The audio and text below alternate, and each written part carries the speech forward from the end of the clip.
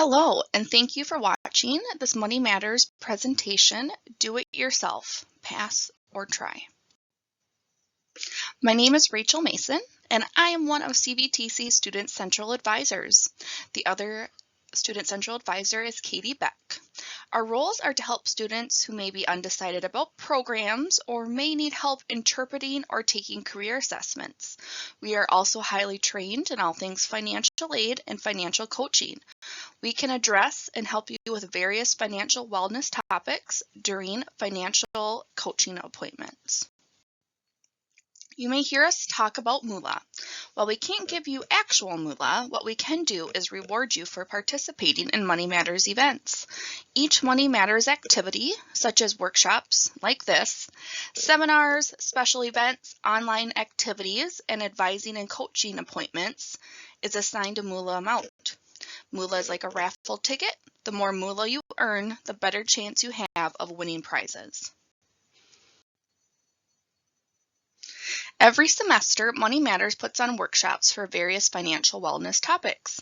Each month is a new topic, and by attending a workshop, recordings work too, you will earn $10 in moolah, plus be entered to win one of the workshop prizes. You are also eligible for the semester grand prizes if you have at least $15 in moolah. The more moolah you have, the better chance you have of winning. While these might not be the workshops and semester prizes for the presentation you are viewing, you can check out all up-to-date workshops, times, and prizes by checking out the Money Matters page in the CVTC Student Commons. Today, you can earn $10 in moolah by watching this presentation and either emailing Money Matters with something that you learned or completing the attached survey that you would have received with this email. Our email is just as it sounds, Money Matters, all one word, all lowercase, at cvtc.edu.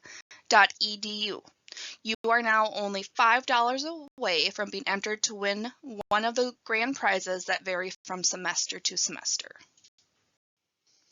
These are just a few, and I will emphasize a few of our past Money Matters winners. For over 6 years, thousands of students have won prizes for attending various Money Matters events. In the past, winners have won Roombas, grills, outdoor patio sets, hundreds of dollars in gift cards, country jam tickets, and espresso machines, just to name a couple. During the spring semester of 2023, Money Matters put on our very first workshop called Do It Yourself, Pass or Try.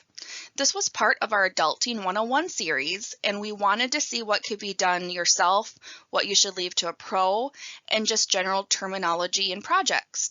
We received great feedback from students like you who wanted us to dive more in depth into this topic. So here we are. First off, what does DIY even mean? DIY is the activity of decorating, building, and making repairs at home by oneself rather than employing a professional. DIY is the acronym for Do It Yourself. Now, why would you want to DIY? The first is to save money. The price tag on a DIY project is almost always lower, saving anywhere from 50 to 80% on comparable contractors' jobs. There's also the personal satisfaction of making something on your own. I'm sure we have all had an experience where we saw our finished project and were happy with the result, and that boosted our confidence levels, thinking or saying, I did that. Especially if you enjoy the project you are DIYing, you can help reduce stress and improve your mood. Well, we are not saying all DIY will not be stress-free, but let's say painting, for example. If you enjoy it and it makes you happy, it will improve your mood and reduce stress in the long run. If you are DIYing and it's something you've never done before, you are teaching yourself a new skill. Hopefully you enjoy the task, and after much practice, this task can become a skill you could maybe even get paid for in the future. If you have a large project you need help with and have friends and family that can assist you with the project, this is another way to spend more time with them while doing the project. And hopefully there aren't too many fights. And finally, DIYing can help you be more active. If the project is outdoors or is very physically demanding, you're spending more time outdoors, out in the sun and moving your body. If you are thinking of DIYing or wanting to try to, there are some things you need to keep in mind. Are you okay with knowing that the project is small enough to learn quickly? Is this something you can do a YouTube video on and be able to pick up on that skill? Do you have the patience to work through small mistakes? If you are painting or doing another project and it's just not working out, are you okay going back and fixing those small mistakes? Are you reviewing this repair as more of a hobby than work? So a lot of DIY is work, and if you don't enjoy those things, it's going to be something that you're not going to want to do every day, but are you wanting to see it more as a hobby? This is a big one. Are you okay with just good enough? If you're a perfectionist or really would notice small details that others wouldn't from DIYing, maybe just kind of think about that before you dig in. Do you have the time to research and be willing to learn? And then being okay with lots of trips to the hardware store, becoming friends with them there, just knowing that there are things that you need to think about before diving right in. There are many DIY projects that most homeowners can tackle by themselves, or you may have already done them yourself too. The most common projects are wallpapering, tiling a backsplash, installing vinyl flooring, painting the front door, replacing a faucet, sealing drafty windows and doors. I already do that in my rental property. Painting kitchen cabinets, power washing, fixing a clogged garbage disposal, patching a small hole in the drywall, and cleaning gutters. You probably already do some of these already and you don't realize you are DIYing. We are going to go more in depth with these projects in the upcoming slides. When researching the most common DIYs, painting the front door was high on many lists. Your home's front door is a first impression to guests and potential buyers. Let's say you are trying to sell your home. Potential buyers typically stand at the front door waiting for an agent to open the lockbox for about 1 to 2 minutes. They are forming their first impression of your home and its value during this time. Although the value of a home is determined by a number of factors, a recent study published by Zillow found that having the right front door color could boost sales by $6,449 in comparison to similar homes. This study asked recent and prospective homebuyers to score randomly assigned images of front doors painted in one of 11 colors, with the interiors the same for all the participants. Scores were based on the perception of the home, their likelihood of buying the home, and how much they'd be willing to pay for it. With a can of exterior paint priced at about $100, painting your front door is a solid return on investment. Alternately, sticking with the wrong colors on the door can lower the sales value by as much as $6,500. The top colors by experts and buyers say that black, slate blue, and olive green are the colors to go for. Over time, kitchen cabinets may need a style update. Paint can go a long way, but not every cabinet needs a fresh coat. Updating your hardware by replacing cabinet handles and pulls can make a bigger difference than you think.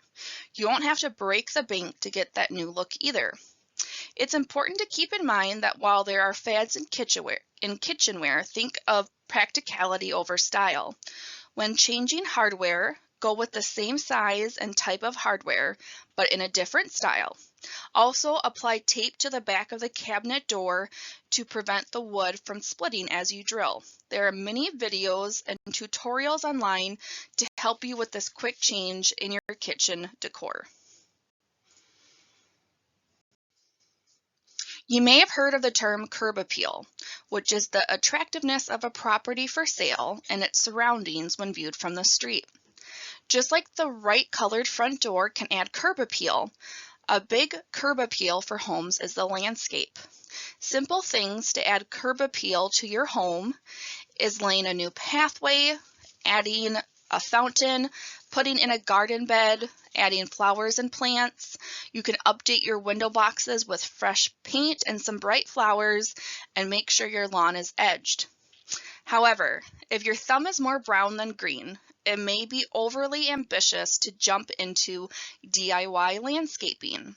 So do research and start with a few basics as well as small containers for an introduction to how to grow different plants in different situations and how to make more measured and deliberate approaches. People have a tendency to buy something and plunk it in their yard, and it winds up with clutter and pieces that don't match because they got it on sale. Use the same thoughtful approach to hardscaping as you would with landscaping. Evaluate your choices based on your budget, what to buy, installing, the upkeep, as well as the time you have to maintain it yourself. According to Curbly, people don't spend time learning about how to do projects successfully. Do your prep work and be patient. If you really want it now and are not patient, hire somebody to do it right. Vinyl flooring is another common DIY project. Vinyl plank flooring is a great choice because it's waterproof, durable, and easy to clean. You can install vinyl plank flooring over concrete, hardwood, tile, or existing vinyl flooring. As long as the surface is flat and clean, vinyl plank flooring will work. However, laminate flooring can be uneven, so experts say it's not recommended to lay vinyl flooring over it. Vinyl flooring is easy to install and can be used in various locations, such as the living rooms, bedrooms, bathrooms, kitchens, and even RVs and campers.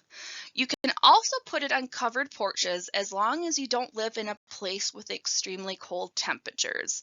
So while it's not our homes in Wisconsin, maybe it can be your winter home somewhere else. Drafting windows and doors can increase your heating bill. And since we all want to be the most financially savvy, we want to get the most bang for our buck when it comes to our house and heating bills. This can be done in both a home you own or renting, with certain barriers on the renting. Cramming a towel at the base of a leaky door or window doesn't always cut it. The solution is to create your draft dodger to stop the outside air in its tracks. There are many DIY options you can find online, but the one that we found the most interesting is cutting up a pool noodle and putting it under your door. You can also try weather stripping. These store-bought silicone strips not only seal out drafts and dust, but are very simple to install. Just place them on the inside rims of your window where the lower sash meets the sills. For your doors, you can find peel and stick strips for less than $20 at your local hardware store. Sometimes putting a little money up front will save you lots of money in the long run. While these two options may not be the best for renters, they do work. So caulking is one of the most cost-effective fixes on the list, and it practically pays for itself. According to the U.S. Department of Energy, when used correctly, the cost of caulking will offset through lower utility costs within 1 year. Use caulk to patch up small cracks and gaps around the window trim and where the trim meets the wall. You can also use temporary caulk which can be easily removed when warmer weather hits and you're begging for that breeze again. You can also fix cracks with nail polish. If you find a crack in your window in the dead of winter, apply clear nail polish over it for a quick fix that'll keep your window intact until it can be replaced in the spring. Clear weather seal tape also does the trick. And finally, another common way to seal drafty windows and doors, which I know a lot of people do, is by sealing air out with plastic wrap. This is an effective way to stop drafts. The plastic will naturally cling to the window frame. Apply heat using a hair dryer to seal the deal. While it may not be aesthetically pleasing, it's a surefire way to get the job done. If you own your mailbox, updating your mailbox is a fast way to increase curb appeal. You can change the numbers on your mailbox to a bright and colorful color, or simply add a fresh coat of paint for a fast and easy fix. You can also wood stain the post, add brick decals like pictured, add flowers around the box, and even show off your personality if you want with fun decals, designs, and even themes. Green Bay Packers, anyone? While we talked a lot about ways for homeowners to DIY, there are renting DIYs that you can also do. By DIYing while renting, you can make yourself feel at home, add a personal touch, and add removable wow factors. Remember, always talk to your landlord for bigger, non-removable projects and see what may be allowed or not. Removable wallpaper is a non-permanent, easy, and cheap way to add a serious design punch to your rental property. You can add color, pattern, and even texture to your space. You can add removable wallpaper to fridges, countertops, closets, open shelving, and stairs.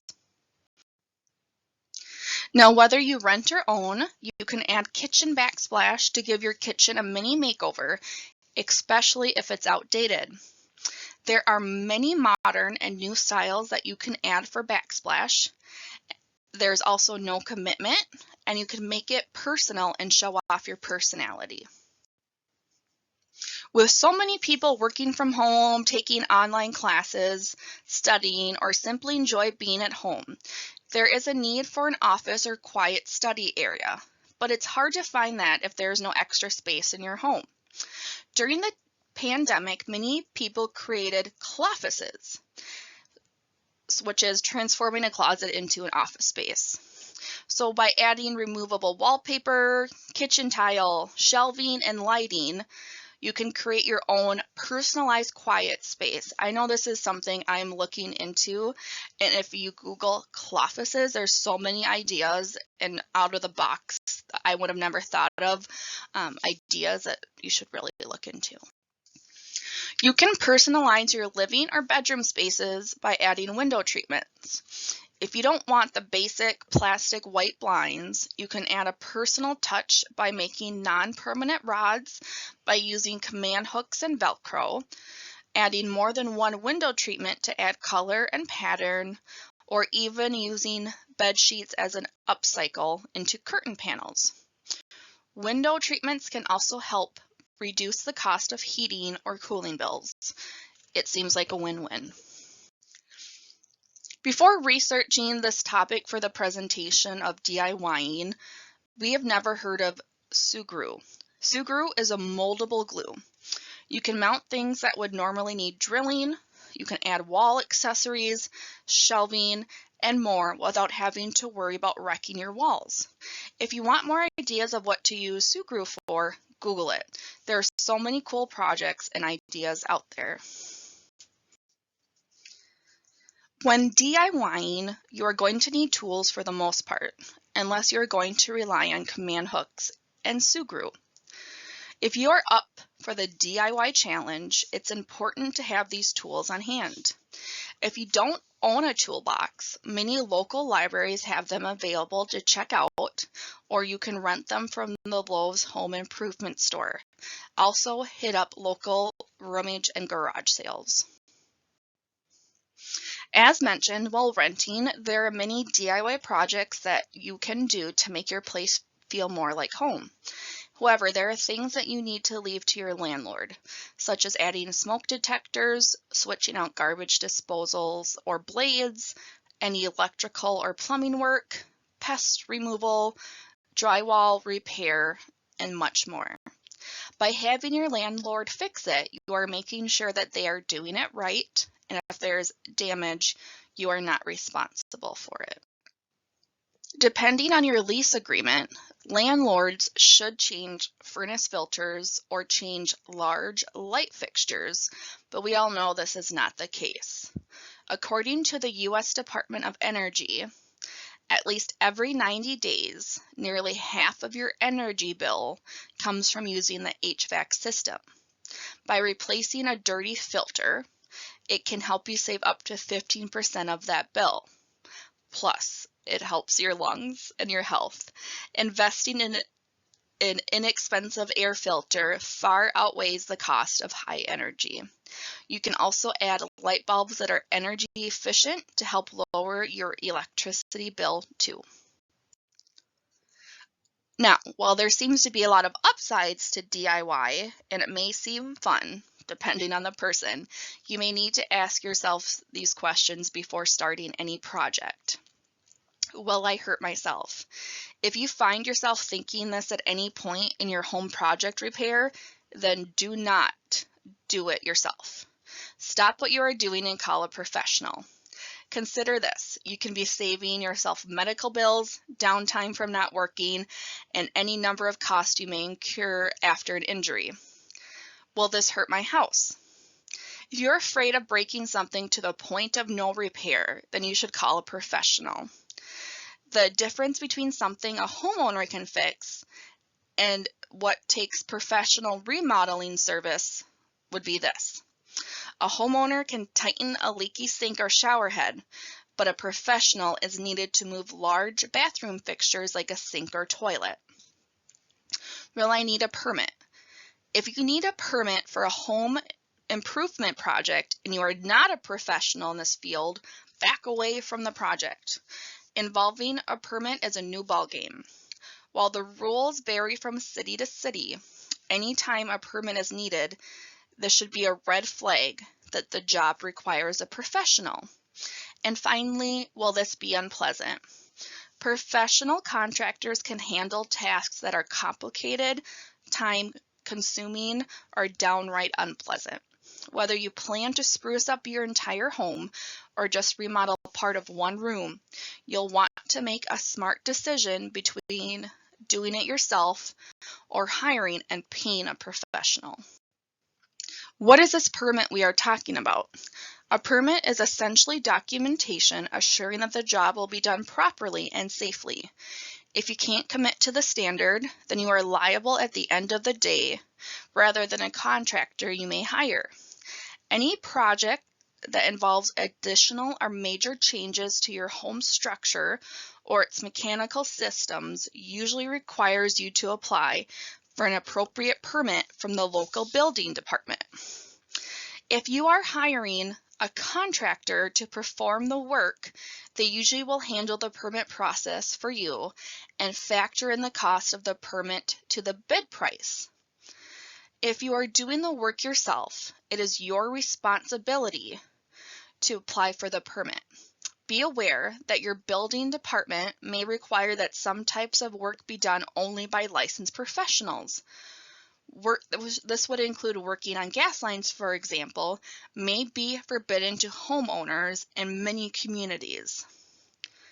It is unfortunately very common for homeowners to complete home improvement projects without applying for a permit, paying the application fee, or having the work inspected and approved.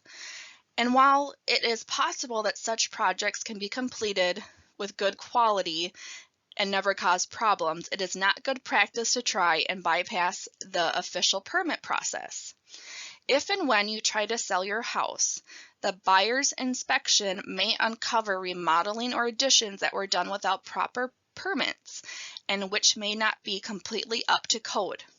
This can prevent you from selling the house and may require that you undo the previous work and start again, this time with a permit and at your own cost. In the event of a fire, structural collapse, or major plumbing problems, if it is discovered the mishaps is the result of work that was done without the benefit of a permit or inspections, it is possible your homeowner's damage and liability policy from insurance may decline to cover the damage. What is a contractor versus a subcontractor? The biggest difference between a contractor and a subcontractor relates to hierarchy and workflow. Subcontractors are contractors who are hired by other contractors. Did you get that? Homeowners can also act as their own general contractor. This can let homeowners handle the tasks they feel comfortable with, then hire subcontractors for the rest, which can save you thousands of dollars. Know that subcontractors will probably charge you a higher rate and give your job a lower priority than with general contractors who they work with every day. Contractors have a set of partners they work with repeatedly who know them and have worked with them and know their reputation. So when a contractor has to call a plumber or an electrician, they will come when they need them, versus a homeowner who calls are one-off. They don't have that pull. If you have started a DIY project or are thinking about it and are unsure, it's important to know when to call in the professionals. The unfortunate truth about home improvement projects is that for the vast majority, you're always better calling a professional. It may seem expensive now, but compared to the cost you could be avoiding years down the road if a home repair leads to further damage, calling a professional today is a breeze. Homeowners should avoid DIY jobs that, if performed incorrectly, could have truly disastrous results, like a plumbing leak inside a wall that causes water damage, or poor electrical work that repeatedly blows circuits or causes a fire. Part of the DIY decision centers on homeowners' expectations for the finished project. Pros who work on homes every day know the tips and tricks and techniques to get high-quality results. For example, as we mentioned earlier, even first-time DIYers can lay tile or flooring, but floors and walls are never perfectly flat. There's always a bump or imperfections. A professional would know how to fix that, where a DIYer might struggle with it, which could affect the installation and how the tiles look in the end. So why could DIY cost more than a professional, even when earlier we said DIY has typically a lower cost than calling a professional? So even if you don't have the right tools or equipment, you may be able to borrow from a friend or neighbor or even rent them. So before you purchase a tool, consider if it would be a good investment for future projects. Having the right tools and equipment to complete the job correctly makes a world of difference in costs. Not all projects will add a huge return on investment, ROI, but some may be just for an improvement of your taste or your decor style. Some projects can have a great ROI, like exterior renovations or kitchen remodeling. However, before doing a project, ask yourself if it could ruin the value of your home.